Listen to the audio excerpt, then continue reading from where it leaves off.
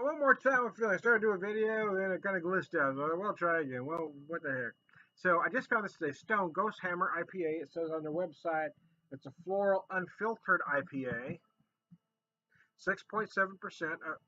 A fermenting beer never slumbers. Consequently, there is always scattered activity tending our precious beers throughout the dark hours. In these late nights and wee hours, the hollowed responsibility falls to the shoulders of the overnight brew crew. These brewing soloists have braved long nights, often alone, to do what needs to be done. Most areas of the brewery are dark or in shadows. Throughout the night, the cellars resonate with the occasional knocking of expanding and contracting pipes. It can be a bit spooky to hear the brewery creak and groan as it is possessed by a spirit randomly knocking about the mallet. This IPA, liberally hopped with laurel, honors our intrepid overnight team by naming it after their mischievous poltergeist companion, the Ghost Hammer. So there you go. 6.7% flavor profile. They describe it as floral, lemony, and tropical. The featured hops are Laurel. I have to admit, 56 IBUs. I have to admit that I'm not familiar with the Laurel hop. I don't know, can't think of anything that I've had it in, to be honest with you. It is very floral on the nose. I mean, the first thing I noticed really is lemon zest, specifically, just some bright, fresh lemon zest. Yeah.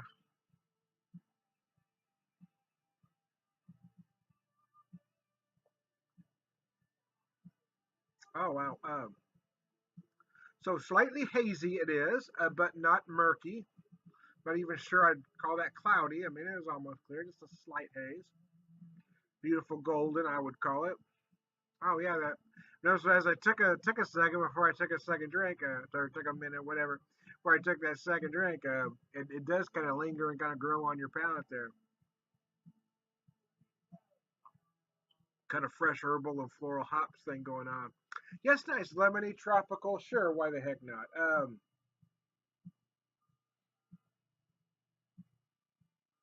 Floral, lemony, and tropical. Yeah, it does those things. I'm getting more floral and lemony than tropical, but those notes are there. To me, they're more subtle. It's a very fragrant beer, very aromatic. If I wanted to get a little pretentious on it, it's very aromatic. That's my word of the day. Somebody bought the Beer Whisperer word of the day calendar. Anyways, I digress. It's nice. I was kind of feeling IPA. I'm trying to get some stuff done around the house, but I needed a little break, man. But I was in the mood for an IPA. My beer budget is slim these days, but really want to try something different.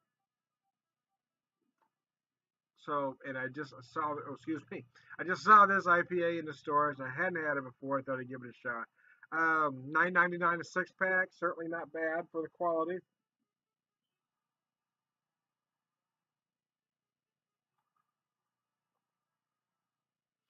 Very crisp, very clean. I'm gonna call it semi-dry. But as that finishes, right, you really get that lemon. That lemon, you really feel. How many times am I gonna say really? Again, more in the form of lemon zest than the fruit itself.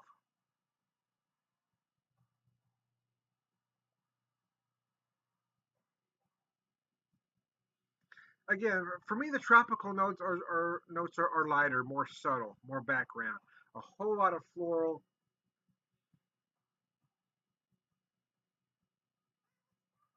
Getting some herbal, like lemongrass, like notes too as well.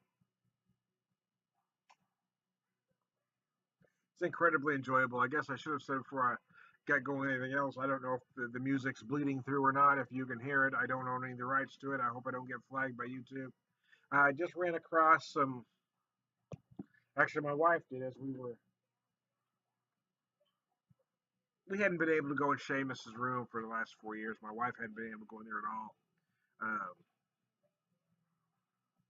I've been in there 3 times the last 4 years until recently. We were forced into a situation where having to go through some stuff. Came up with some CDs. Some are actual CDs. Some are those that he burned. Um, L.A. Guns, Man in the Moon. Oh, it's Joe Perry disc. This Joe Perry disc he really liked. I think he got it in about '07, something like that. And it's instrumental, but he was a big fan of Joe Perry. In fact, his three favorite guitar players are in this order: Joe Perry, Slash, and Michael Thomas. Were his three favorites. Bon Jovi, a couple Bon Jovi discs, another LA Guns. Here's an interesting one. Tusk. I don't even know these guys are still around. They were, I guess, somewhat a local band. They had a show in Branson about 2006, 2007, something like that. Let's see. Yeah, somewhere in that ballpark. Anyways, uh, Jukebox Dreams, I believe, was the name of the show. And they had a disc. That's pretty good stuff. I may put it in there. I don't remember it. I remember liking it at the time, though.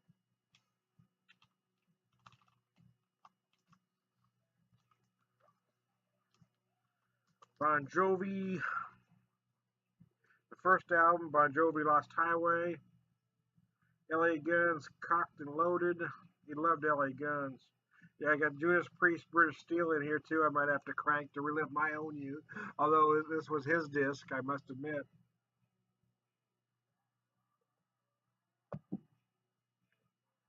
Right now, playing it was just a disc of random songs I was burning. I wasn't sure what was on it, but ACDC Thunderstruck is playing as we speak.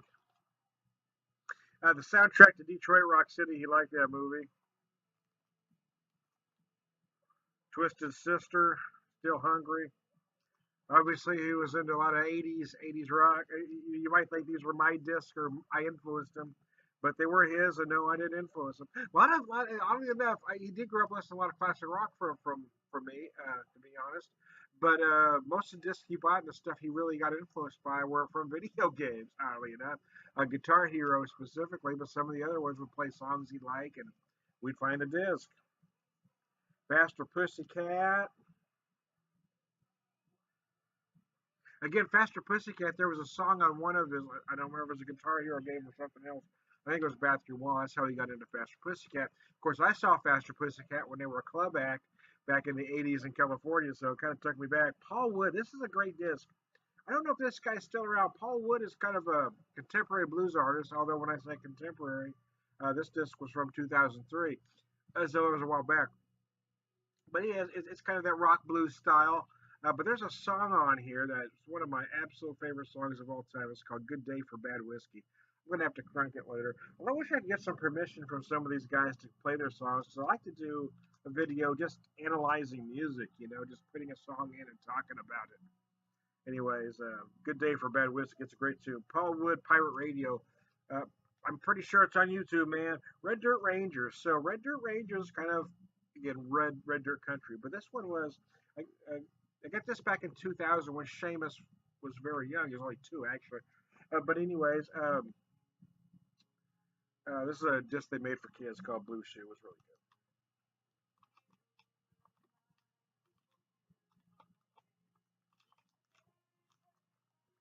good. Another Faster Pussycat. Whipped. Monsters of Rock disc. I might have to put that in just to remember. Queenie Love Queen, Return of the Champions. That's that disc with Paul Rogers, that live disc where Paul Rogers did the vocals for him.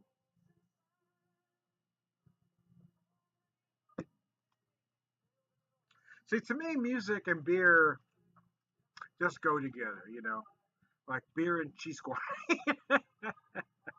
I just do that. That's why I don't call what I do a beer review. I'm just talking to you. And I love to crank music. Unfortunately, you get flagged from YouTube, and I understand about the rights thing. I do, but I guess the other side of that argument for me is I could play a lot of songs that some of you don't know. And if you hear the song and you like it, then you might go buy the disc. But I have to have the right from that record company or artist to play it. I'm not trying to cheat anybody out of money. I'm just trying to propagate. You know what I'm saying? And So I don't know. Sometimes it seems like a double-edged sword. Bottoms Up Blues Gang. I believe they were out of St. Louis, if I remember correctly. Poison. I know a lot of you are down on Poison, but it's some good stuff for the time. Big and Rich got a country phase. He didn't like a typical country there, but Big and Rich was a little different. He liked him. One of his favorite discs of all times. I want to show you. Beautiful Creatures. Deuce. Now, Beautiful Creatures. The front man for Beautiful Creatures is Joe Leste, who some of you may remember or may not from Bang Tango back in the 80s. They sort of evolved from there to become Beautiful Creatures. Aerosmith, Done with Mirrors, an often overlooked album from them. In my opinion, it was one of their better albums, even though it wasn't the most commercially successful. I apologize for keep scratching my nose, but the pollen out here is brutal. I was outside just a little ago, and oh, it's killing me. Anyways, they did a reworking of the Joe Perry tune, Let the Music Do the Talking. But my favorite song on that disc was a song called The Reason to Dog. It was just an amazing tune. It's not necessarily a ballad. It's not a ballad, don't get me wrong, but it's a departure from their typical style, both lyrically and musically. It's a little different. Because I mean, they're kind of known for ballads as well. They're known for being a heavy rock band and for ballads. This song was neither. The sound was completely different than what they were known for. Beatles, Sergeant Pepper's, Dizzy Byrne, and the Warren Brothers. You know, they were kind of that. I guess, for lack of a better term, I'm going to call them nouveau outlaw country. They're a little different, and I guess they never did get that far. But their album, well deserved obscurity, was brilliant. There are some songs on this disc that are just absolutely phenomenal. I would love to be able to play this disc and talk about those songs with you. There's some things I wish I could do on YouTube that I can't without irritating somebody. So there you go. Now that I've ran over 12 minutes, but then again, I don't do a video over 2 ounces of beer. I have a whole beer with you. We're having a pub conversation, guys. We're just talking. And so as I've let this sit, actually, I've said this. I said earlier the tropical notes were subtle. I'm getting more tropical notes now that I've let this sit a bit. That lemon is still prevalent though, as those big floral notes.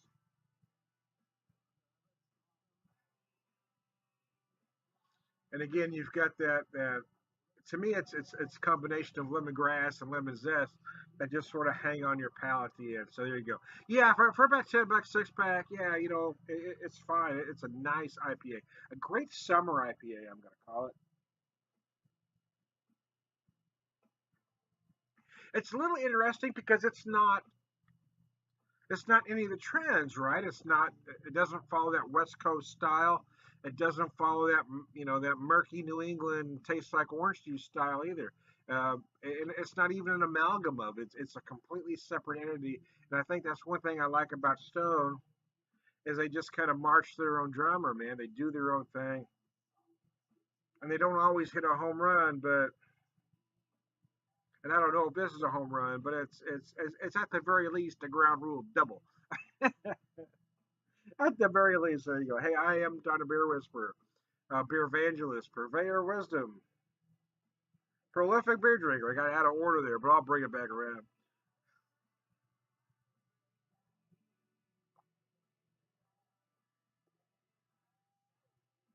An all around good guy. You all have a good one. Wow.